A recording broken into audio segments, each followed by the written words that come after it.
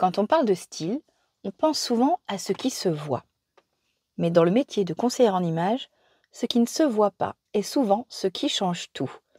Et aujourd'hui, on va parler de cette pièce trop souvent oubliée, mais ô combien puissante, la lingerie. Bonjour et bienvenue dans le podcast Happy Personal Shopping. Je suis Maïté Despréaux, bulle de mode, mentor business spécialisée dans l'accompagnement des conseillères en images et personal shoppers débutantes. Forte de plus de 15 ans d'expérience comme personal shopper, j'ai le plaisir de vous guider pour vous lancer dans cette activité passion. Dans ce podcast, nous aborderons 4 grandes thématiques pour vous aider à démarrer et à exercer sereinement. Première, la stratégie et l'organisation. Des conseils pratiques pour développer votre activité tout en préservant du temps pour vous. Deuxième, l'état d'esprit entrepreneurial. Je vous donnerai les clés indispensables pour bâtir une entreprise solide et durable. Troisième thématique, le savoir-faire métier. Tout ce qu'il faut maîtriser pour asseoir votre expertise et devenir une véritable professionnelle. Et enfin, les inspirations, des idées en matière de business et de style pour nourrir votre créativité, enrichir vos connaissances et mieux accompagner vos clients. Si tout cela vous plaît, alors commençons tout de suite avec l'épisode du jour. La lingerie, je la connais bien. Pour tout vous dire, la première fois que j'ai eu un contact avec la lingerie, ça a été un peu compliqué. Parce que je faisais partie de ces ados qui avaient de la poitrine de manière très précoce, beaucoup de poitrine, et qui, à l'époque, dans les années 90, n'a pas vraiment trouvé son bonheur. J'avais pas envie de porter les mêmes soutiens-gorge que ma mère, ma grand-mère, et j'avais l'impression que tout ce qu'on me proposait, c'était des toiles de tente. C'était atroce. J'ai vraiment très mal vécu cette période-là. Heureusement, ça a fini par s'arranger. Ça a fini par s'arranger notamment parce que les marques se sont mises à créer des modèles spécialement prévus pour les poitrines plus généreuses. Et j'ai eu la chance d'être formée à l'art de la lingerie.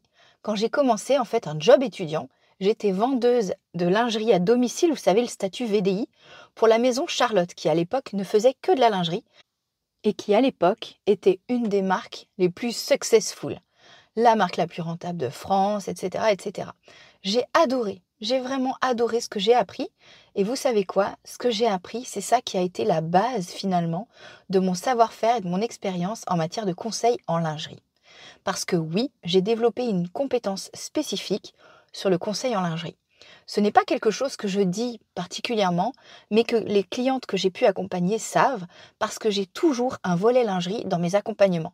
En particulier à domicile, vous vous en doutez, puisque le volet lingerie fait partie des éléments qu'on voit quand on est dans le dressing de la personne, mais aussi en shopping, parce qu'il y a toujours un moment où la question de la lingerie va être abordée.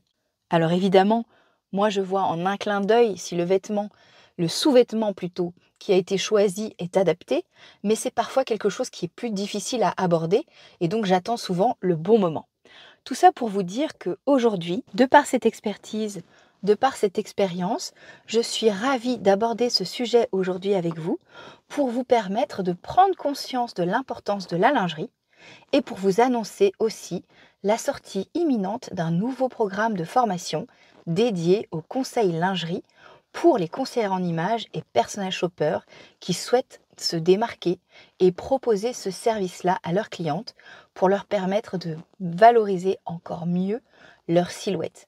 Mais ça, je vous en reparle à la toute fin de cet épisode. Pour l'heure, je vous invite à vous installer confortablement. On va continuer à parler de lingerie et je vais notamment vous donner quelques astuces pour tout de suite voir si la lingerie est adaptée ou pas. Et puis évidemment, pour conseiller les bons sous-vêtements aux clientes que vous allez accompagner. Tu peux avoir la robe parfaite, le tailleur idéal, mais si le soutien-gorge est mal choisi, tout tombe à plat. Littéralement. Le saviez-vous? 80% des femmes n'ont pas la bonne taille de soutien-gorge. Elles ne connaissent pas leur taille de soutien-gorge. 80%, 8 femmes sur 10, c'est énorme. Aujourd'hui, dans notre société, c'est assez dingue, mais on a un manque de connaissance des poitrines, des tailles qui correspondent aux poitrines. La plupart des gens ne savent pas à quoi ça correspond, le tour de poitrine, le bonnet, etc. Je vais vous donner une première astuce pour remarquer si oui ou non la taille de soutien-gorge de votre cliente est bien choisie. Regardez les bretelles. Si les bretelles ont tendance à glisser, si au contraire elles scient l'épaule en faisant apparaître un bourrelet, vous pouvez être sûr que la taille de soutien-gorge n'est pas adaptée, que le soutien-gorge est mal réglé. Donc ça veut dire quoi? Ça veut dire que c'est important dans ces cas-là, c'est même votre devoir de professionnel d'aborder la question. Parce qu'une bretelle qui scie l'épaule, ça veut dire une poitrine trop lourde par rapport au sous-vêtement qui a été choisi, ça veut dire potentiellement un inconfort et ça veut dire aussi pour la personne une possibilité incroyable de se sentir mieux avec le bon soutien-gorge. Un bon maintien et en particulier quand on a une poitrine généreuse, c'est hyper important. C'est hyper important pour le maintien de la poitrine, bien sûr, pour en prendre soin, et aussi par rapport à la silhouette générale. Le fait d'avoir un sous-vêtement mal choisi, ça se voit. On va avoir la poitrine qui déborde ou au contraire la poitrine qui nage dans un soutien-gorge qui est mal choisi. Et ça, c'est particulièrement peu flatteur, quelle que soit la tenue. Même sous un pull, ça se voit. Donc c'est hyper important que vous preniez la peine de conseiller votre cliente là-dessus. Parce que la plupart du temps, la femme qui porte un soutien-gorge mal ajusté va dire « Oh, c'est pas grave si ça serre un peu » ou « Oui, j'ai les bretelles qui tombent, mais c'est normal. » Non, c'est pas normal. Un soutien-gorge bien choisi, il tient et il ne fait pas mal. Les bretelles sont un thermomètre du confort et de la justesse du choix de taille de soutien-gorge. Une bretelle qui glisse ou qui scie l'épaule, encore une fois, c'est un soutien-gorge qui vous appelle au secours. Pensez bien aussi une chose, c'est que ce n'est absolument pas une question de bonnet. Souvent, l'erreur réside dans le tour de poitrine. Deuxième chose, parfois, on peut être amené à choisir une gaine. Et en particulier quand on a un vêtement particulièrement fin ou moulant et qu'on cherche à gommer les bourrelets qu'on peut avoir, les aspérités qu'on peut avoir et notamment liées à la lingerie. L'avantage de la gaine, c'est qu'on va avoir tout de suite un contour beaucoup plus joli, beaucoup plus net, beaucoup plus arrondi sur la hanche par exemple, sur le ventre également. Le problème, c'est que la gaine, ça va avoir tendance à épaissir. Eh bien oui, le volume qu'on va venir gommer, il faut bien le répartir et le mettre ailleurs. Et en l'occurrence, c'est un danger pour une personne qui a du ventre mais qui a une taille très fine. En mettant une gaine, attention, vous risquez d'épaissir sa taille. Donc faites bien attention. Parfois, il vaut mieux avoir un collant gainant qu'une vraie gaine parce que ça aura tendance justement, même si les modèles d'aujourd'hui sont extraordinaires, qui sont vraiment très bien faits avec toute la technologie des tissus qui sont utilisés, mais en soi, faites attention à ça. La gaine, ce n'est pas un miracle, donc méfiez-vous. Ça peut être une bonne idée, mais attention à la taille. Troisième point. Dans le conseil en images, il y a des clichés qui ont été véhiculés par certaines personnalités à la télévision. Je vous fais un méga clin d'œil, vous savez de qui je parle quand je parle des collants chers et des collants noirs. Et pour le coup, les collants noirs opaques peuvent vite devenir une marotte. Personnellement, je trouve absolument peu gracieux un collant noir opaque sur une silhouette qui est déjà très foncée. Je trouve que ça fait un effet de masse et je préfère des collants beaucoup plus clairs, beaucoup plus fins. Et en l'occurrence, j'adore les collants nudes, les collants chers, transparents, au printemps en particulier, quand la jambe n'est pas encore bronzée et que le collant peut avoir ce côté fond de teint de la jambe en ayant justement cette capacité à uniformiser la couleur de la peau. C'est bien plus joli, je trouve. Ça protège encore un peu de la pluie et du froid quand le temps est un peu incertain et ça permet aussi de lifter la jambe parce que forcément mettre un collant noir sur une jupe foncée au printemps, c'est un peu dommage. Moi, je trouve que ça casse la silhouette. Je préfère, comme vous l'avez compris, préconiser un collant un peu plus transparent. Donc les collants chers ne sont pas l'ennemi du style. Au contraire, bien choisis, ils peuvent donner du galbe, unifier la jambe et ils vont sauver un look avec élégance, même si ça agace certaines stylistes télé. Voilà pour les 3 conseils que je voulais vous donner aujourd'hui. Premier conseil, attention aux bretelles de votre cliente. Deuxième conseil, attention, les gaines ne sont pas forcément le miracle qui va aller super bien pour votre tenue moulante. Troisième conseil, attention, les collants chers ne sont pas toujours votre ennemi, au contraire. Un dernier petit conseil pour la route. La plupart des femmes ne savent pas qu'un soutien-gorge, c'est un vêtement hyper technologique. C'est un sous-vêtement qui est composé de plus de 250 pièces différentes.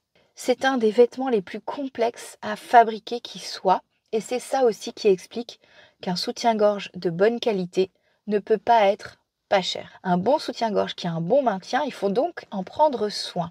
Et je vous invite donc à conseiller à vos clientes de laver leur lingerie dans un filet de lavage. Personnellement, je ne lave pas mes soutiens-gorge à la main, c'est trop de travail, mais en revanche, je lave toujours mes soutiens-gorge directement dans un filet pour éviter qu'ils ne s'accrochent, par exemple avec les crochets des agrafes du dos dans les autres vêtements, et pour éviter aussi que la dentelle, quand il y en a, vienne s'accrocher au scratch qui pourrait y avoir, qui ne serait pas fermé dans une lessive. Donc veillez à conseiller d'acheter un petit pochon. Souvent ce sont des filets avec une fermeture éclair pour pouvoir laisser le savon passer et donc protéger le soutien-gorge qui est à l'intérieur. Hyper important, l'entretien, ça va être une des valeurs sûres qui vont vous permettre de faire durer le soutien-gorge plus longtemps. Parce qu'un soutien-gorge s'abîme très vite parce que les élastiques qui permettent d'avoir le bon maintien vont fatiguer et en particulier si la personne porte tout le temps le même soutien-gorge. Ça ne veut pas dire qu'il faille le laver tout le temps d'ailleurs. Ça veut simplement dire qu'il vaut mieux en avoir 3 ou 4 qu'on va alterner pour éviter de les abîmer trop vite. Un peu comme les chaussures, si vous avez 2 paires de chaussures, vous allez moins facilement abîmer la première paire de chaussures. Donc veillez à conseiller vos clientes de bien acheter de la lingerie régulièrement et de ne pas s'habiller avec des soutiens-gorge trop vieux qui n'ont plus aucun maintien. Et ce sera donc notre ultime conseil du jour. Comme je vous l'annonçais en introduction, la lingerie pour moi c'est hyper important. Et j'ai donc considéré qu'il était de mon devoir de vous aider vous aussi à proposer le meilleur conseil possible à vos clientes. C'est pourquoi j'ai le plaisir de vous proposer dans quelques semaines un nouveau programme court, dense évidemment, vous me connaissez, et 100% pratique. Ce programme, il s'adressera à vous, chers conseillères en images, chers personal shoppers, chers stylistes qui m'écoutez, qui voulez vous démarquer, vous différencier de vos collègues en accompagnant toutes les morphologies, en particulier les poitrines généreuses, grâce à un conseil adapté. Un conseil qui va vous permettre vraiment d'aller plus loin dans votre conseil morphologie parce que vous allez pouvoir prendre en compte ce paramètre que trop de conseillers en images mettent de côté. La lingerie, c'est un des vêtements les plus importants et pourtant, il est trop souvent oublié des conseillères en images. Si vous voulez proposer une meilleure confiance en elles, une meilleure posture à vos clientes, vous avez tout à gagner à vous former. Ce que je vous propose, c'est de rejoindre dès maintenant ma liste d'attente au programme Happy Lingerie qui sortira d'ici quelques semaines. En souscrivant à cette liste d'attente, vous ferez partie des premières personnes à être informées de la sortie de Happy Lingerie et vous bénéficierez du tarif de lancement. Alors si cela vous intéresse de vous aussi proposer un conseil qui va vraiment marquer la confiance en elle, la posture de la personne que vous voulez accompagner, c'est dès maintenant qu'il faut passer à l'action et cliquer sur le lien qui se trouve en description de cet épisode. Je vous remercie une nouvelle fois pour votre écoute. Je vous invite à me laisser un commentaire et à attribuer 5 étoiles à cet épisode sur votre plateforme d'écoute. C'est comme ça que vous pouvez me soutenir pour continuer à développer de nouveaux épisodes de podcast. Je vous remercie encore pour votre écoute, pour votre fidélité. Vous êtes toujours plus nombreuses à me rejoindre ici et je suis très flattée, très fière, très honorée de pouvoir vous accompagner. Je vous souhaite une merveilleuse semaine et je vous retrouve la semaine prochaine.